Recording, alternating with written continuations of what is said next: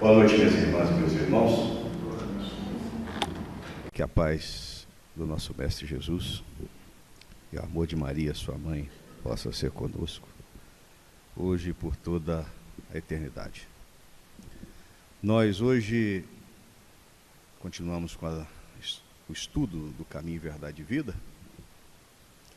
mas pedimos vênia à espiritualidade amiga e à assistência, porque, como deve ser a nossa última fala, a minha, aqui esse ano, eu gostaria de, aproveitando o mês de dezembro, deixar um espaço reservado para que nós pudéssemos fazer aqui uma pequena reflexão a respeito do nosso aniversariante. A nossa lição é a lição 35, que ela fala, basicamente, o início dela, Emmanuel tirou um pequeno trecho do evangelista Marcos, no capítulo 4, versículo 32, que fala basicamente sobre a semeadura. O capítulo 4 é aquele capítulo reservado àquela parábola do grão de mostarda, da fé comparada a um grão de mostarda. E o evangelista Marcos, só para a gente relembrar, ele não foi um dos 12 apóstolos do Cristo. Ele nasceu 10 anos antes do Mestre e, basicamente, depois do início do apostolado, teve a sua convivência com Jesus. E foi depois escolhidos pelo próprio Mestre para ser um dos 72 que foram divididos aos pares pelo Cristo para levar a sua palavra às criaturas. E depois do retorno do Cristo à pátria espiritual, Marcos basicamente auferiu os conhecimentos da vida crística através daquele que foi o seu maior discípulo, sem ter estado com ele, que foi Paulo de Tarso. E depois do passamento de Paulo de Tarso, o João Marcos, que é o nome do evangelista, ele afeiçoou-se a Pedro, o apóstolo. E basicamente a sua pregação ou seus escritos a respeito do Mestre foi feito quando Pedro falava nas suas pregações a respeito da sua convivência com o Mestre, e dali então que Marcos tirou a sua inspiração para escrever o seu evangelho. Como o trecho é pequeno, eu vou pedir aqui a licença para fazer a leitura do que disse aqui o nosso Emmanuel a respeito do tema semeadura. Mas tudo, sido semeado, cresce. Foi o que disse Jesus e está lá em Marcos, no capítulo 4, versículo 32. E Emmanuel, a respeito desse texto, fez a seguinte dissertação: é razoável que todos os homens procurem compreender a substância dos atos que praticam nas atividades diárias, ainda que estejam obedecendo a certos regulamentos do mundo que os compelem a determinadas atitudes. É imprescindível examinar a qualidade de sua contribuição pessoal no mecanismo das circunstâncias, porquanto é da lei de Deus que toda semeadura se desenvolva. O bem semeia a vida, o mal semeia a morte. O primeiro é o movimento evolutivo na escala ascensional para a divindade. O segundo é a estagnação. Muitos espíritos de corpo em corpo permanecem na Terra com as mesmas recapitulações durante milênios. A semeadura prejudicial condicionou-os à chamada morte no pecado. Atravessam os dias resgatando débitos escabrosos e caindo de novo pela renovação da sementeira indesejável. A existência deles constitui largo círculo vicioso, porque o mal os enraiza ao solo ardente e árido das paixões ingratas. Somente o bem pode conferir o galardão da liberdade suprema, representando a chave única suscetível de abrir as portas sagradas do infinito a alma ansiosa. Haja, pois, suficiente cuidado em nós. Cada dia é interessante que nos preservemos, porquanto o bem ou o mal, tendo sido semeados, crescerão junto de nós, de conformidade com as leis que regem a vida. Até aqui,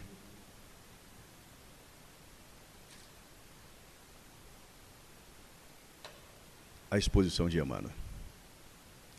E o interessante, quando nós falamos de semeadura, a doutrina espírita, ela nos traz, basicamente, o entendimento de que o nosso livre-arbítrio, ou seja, a nossa capacidade de decisão entre o bem e o mal, faz, sobretudo, com que nós norteemos a colheita do plantio por nós efetuados.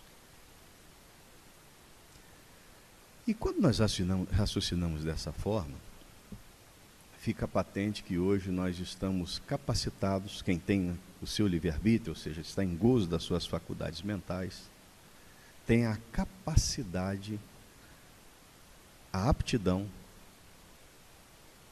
de estar plantando através da sua obra, da sua vivência, os frutos que necessariamente serão colhidos amanhã.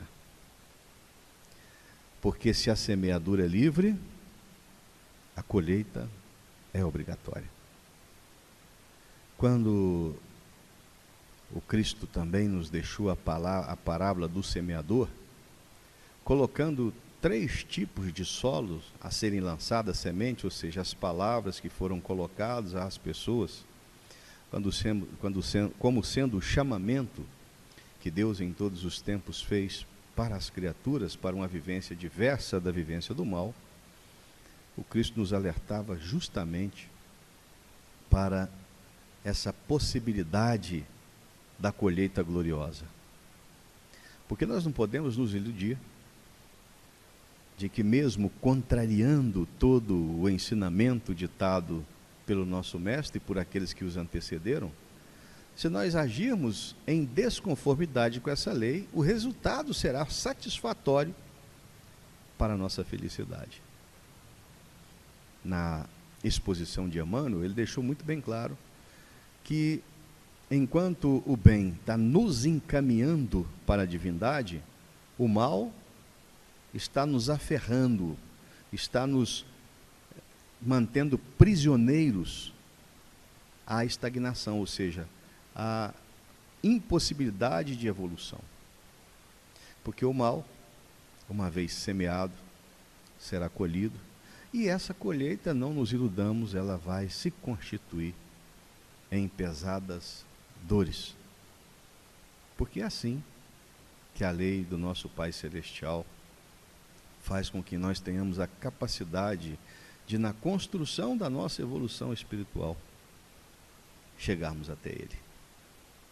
E essa semeadura, que hoje está na nossa possibilidade, ela passa necessariamente, então, por termos a capacidade de ver que esses frutos salutares que nós queremos colher, da gratidão, do amor, da consideração, da harmonia, essas sementes estão na mente, na boca, no coração de cada um de nós.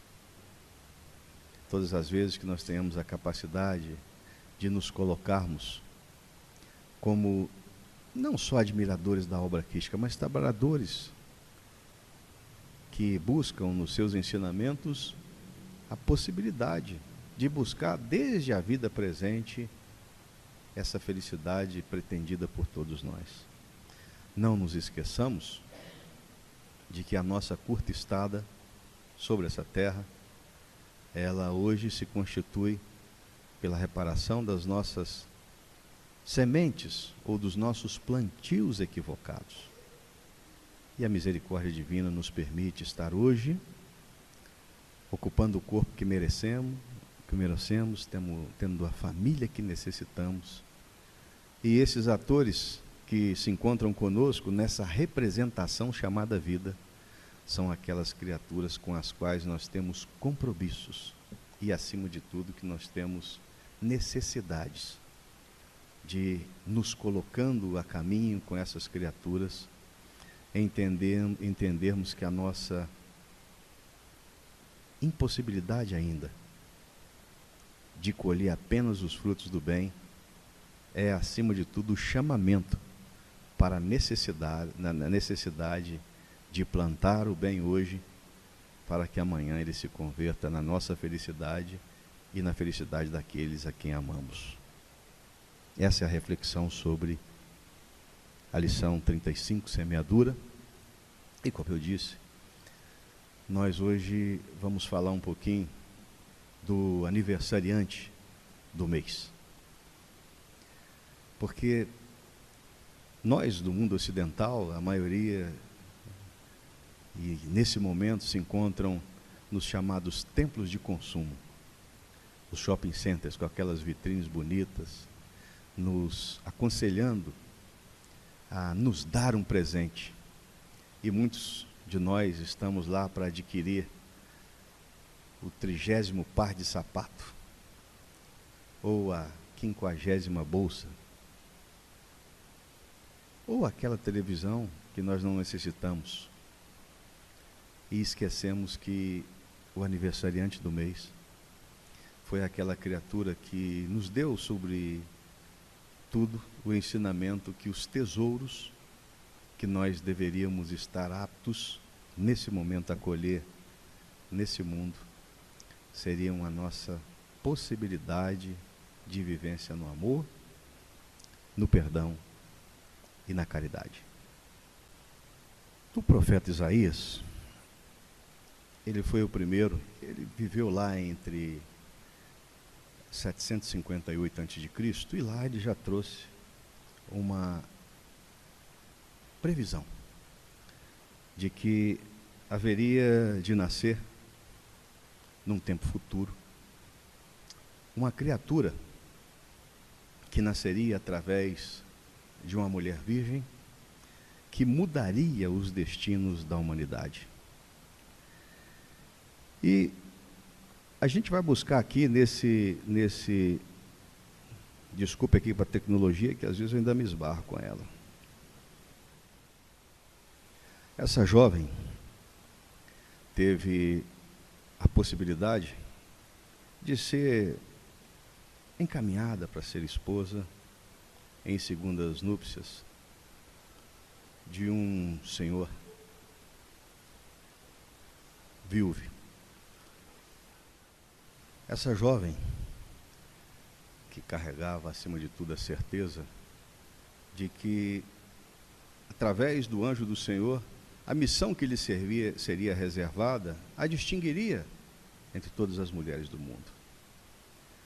Mas ela, acima de tudo, se compromete a fazer com que aquele que lhe fora colocado aos seus cuidados tivesse a capacidade de, desde a sua tenra infância, sentir-se cercado de amor. Até porque ele, desde o seu nascimento, personificou esse amor. E ela não tinha dúvida que até o seu nascimento, que deu-se em circunstâncias tão complicadas, era o prenúncio disso. Ele quis nascer de forma simples, mesmo sendo chamado e sendo esperado como o verdadeiro Deus de Israel. Fez-se simples, nascendo numa manjedoura.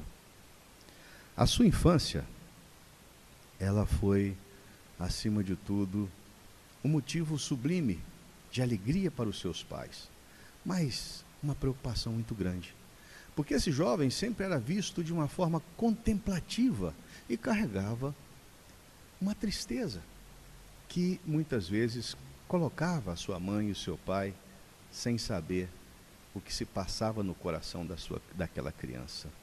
Até porque, desde a mais tenra idade, ele manifestava um verdadeiro amor pelo Criador da vida. E simples como foi, desde os 9 anos de idade procurou seu pai, pedindo para aprender o ofício de carpinteiro, a fim de que ele pudesse auxiliá-lo nas suas tarefas. E esse jovem, aos 12, numa das visitas à sua família a Jerusalém, deixou um legado que todos aqueles que o ouviram ficaram estagnados pela sua capacidade de entender a palavra de Deus, mesmo mesmo não a tendo estudado. Porque numa dessas visitas a Jerusalém, com 12 anos, enquanto aquela caravana vai de retorno a Nazaré, quando Maria dá por falta do Cristo, tem a notícia que ele está no templo a pregar para os doutores da lei. E de forma muito amorosa ele diz à mãe: estou aqui a cuidar das coisas do meu pai.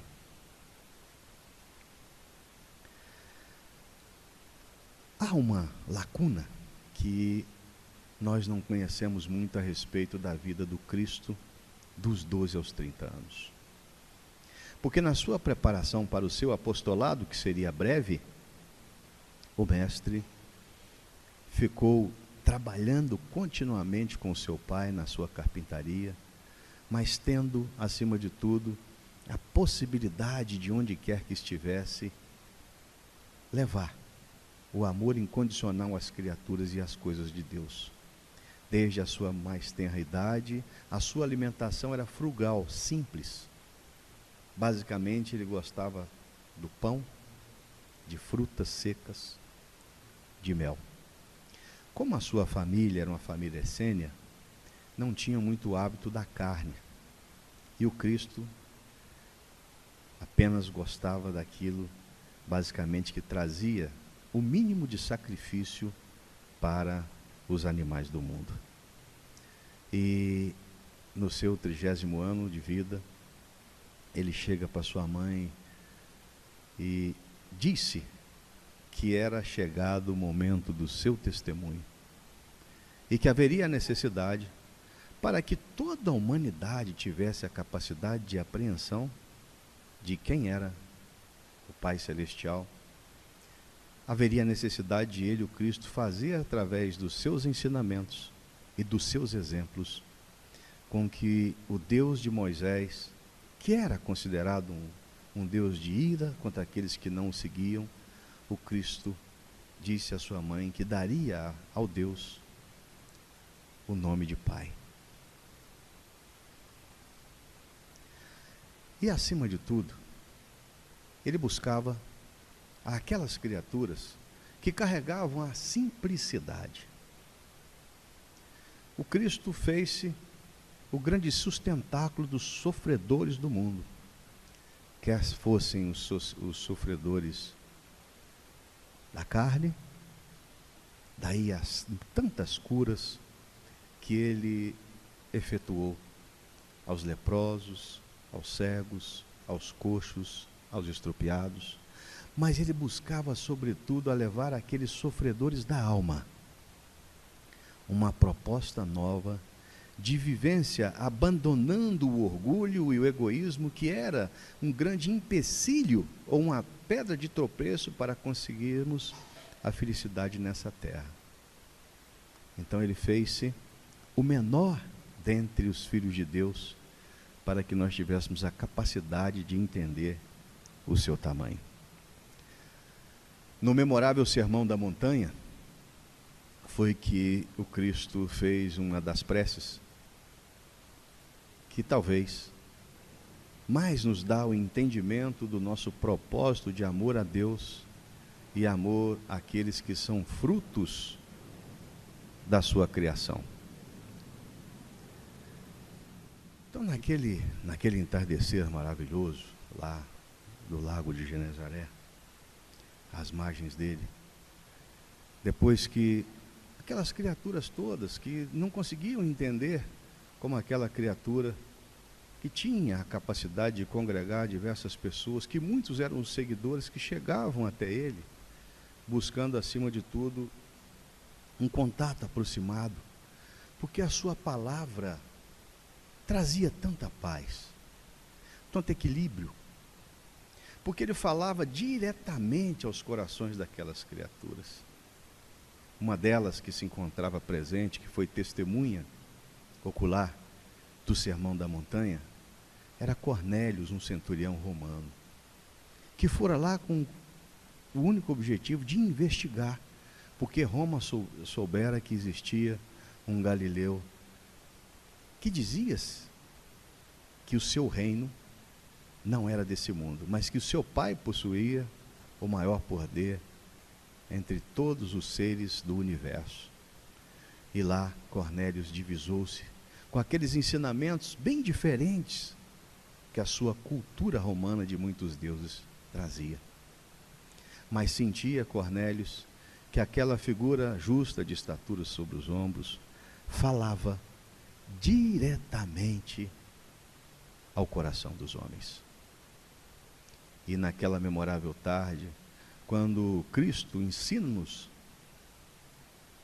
a oração do Pai Nosso, Cornélio, ao final daquela reunião, sai dali totalmente modificado.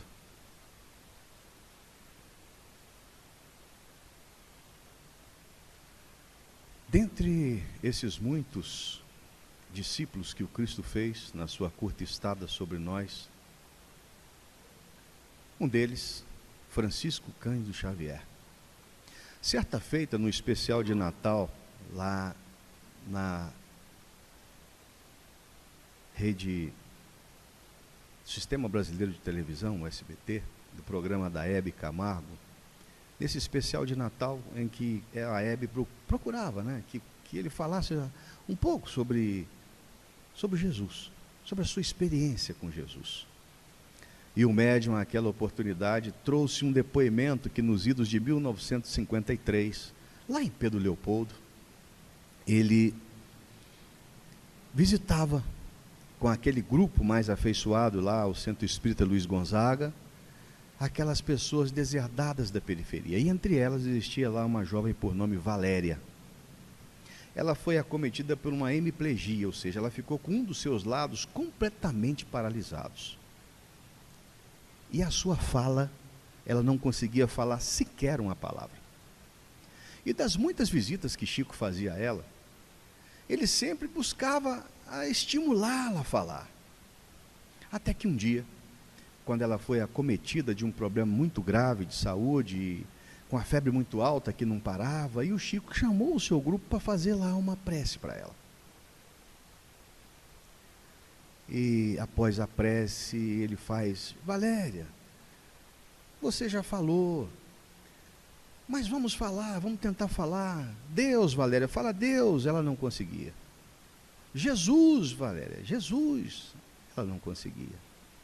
Ele fez uma sentida prece ao Mestre Jesus, pedindo que pudesse aquela criatura que experimentava tanta dor, que estava ali jogada sobre uma cama, que ele pudesse ajudá-la a falar.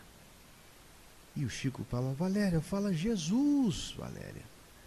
E aí ela, num esforço inaudito, murmura: Zezuso.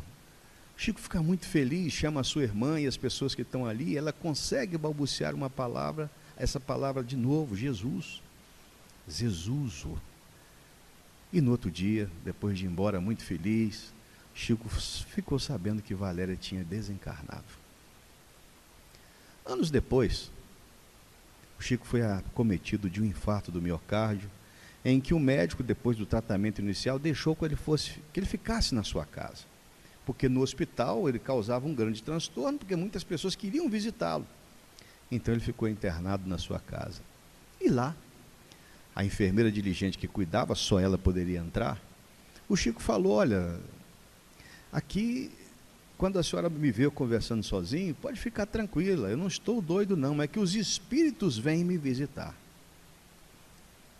E um dia desses, o Chico está lá deitado, quando de repente transpõe o portal do seu quarto uma jovem de beleza ímpar. E ele agradece a visita e fala: minha irmã, muito obrigado, mas quem é você? E ela: Chico, você não está me conhecendo? Isso foi em 53, nós estamos falando que ele foi lá visitá-la. Esse infarto foi já na época de 1973, então basicamente na década de 70, então são basicamente 20 anos depois. Ele, logicamente, não conheceu, mas não querendo, de certa forma, passar para ela que não estaria se recordando, diz, olha, minha irmã, eu estou tomando muitos remédios, então a minha memória não está muito focada, me desculpe, mas quem é você? Não, Chico, você não está me reconhecendo mesmo? Não. Então eu vou te contar uma passagem. Aí ele falou, pois não, minha irmã. Não, a passagem não, Chico.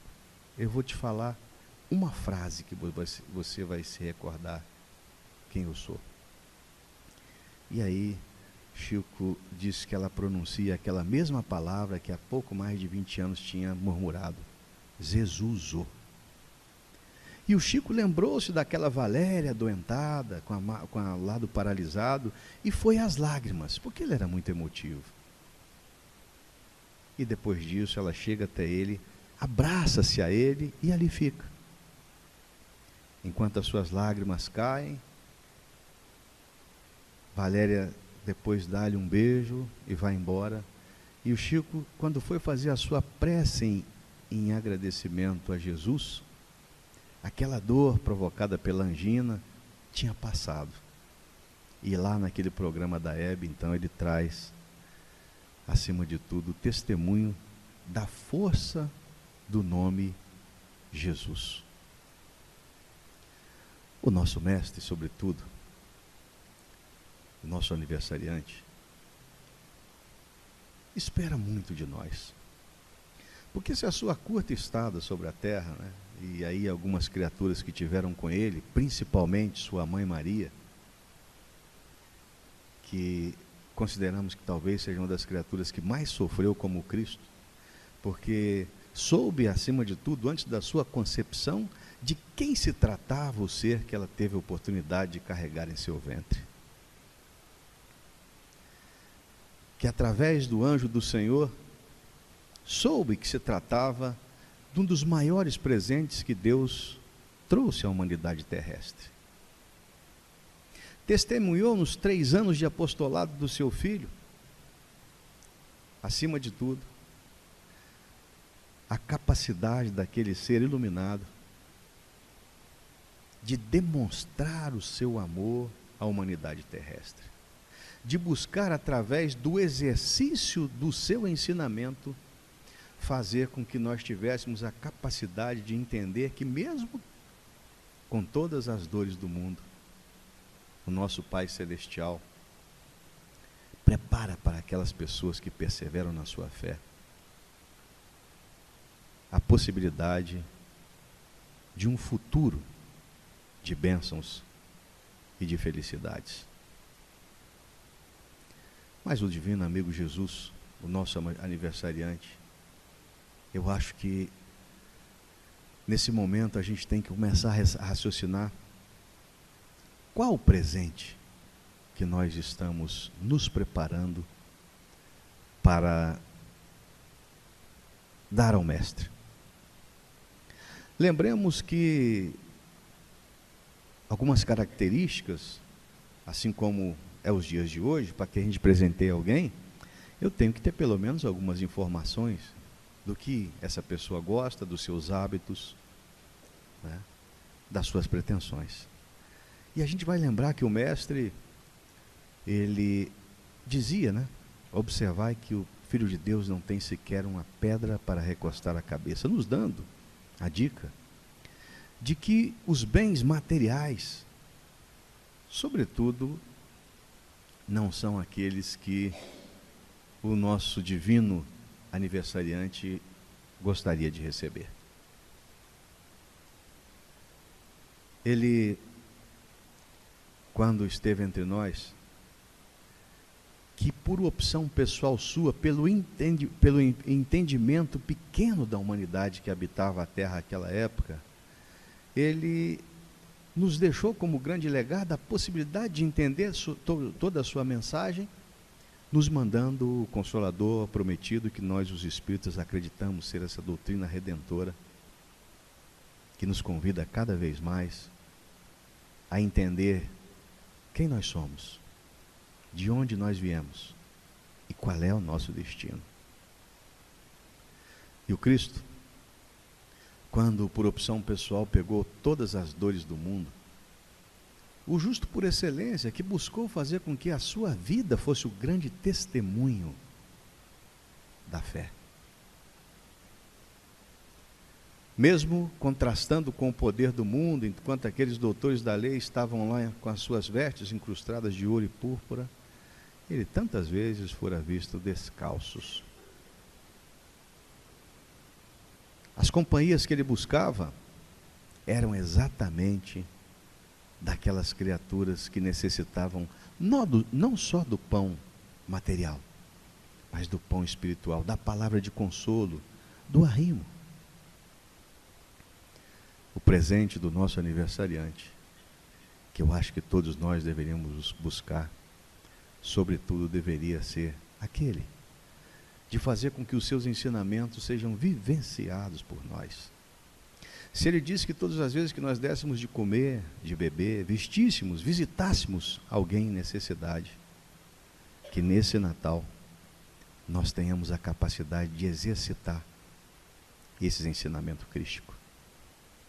Lembrando-se que enquanto a nossa mesa está farta, quantos são aqueles que infelizmente ainda convivem com a fome? Nesse Natal, que nós tenhamos a capacidade de entender que nós nos constituímos em presentes na vida de todas as criaturas. E que esse presente divino que Deus deu a essas criaturas através de nós,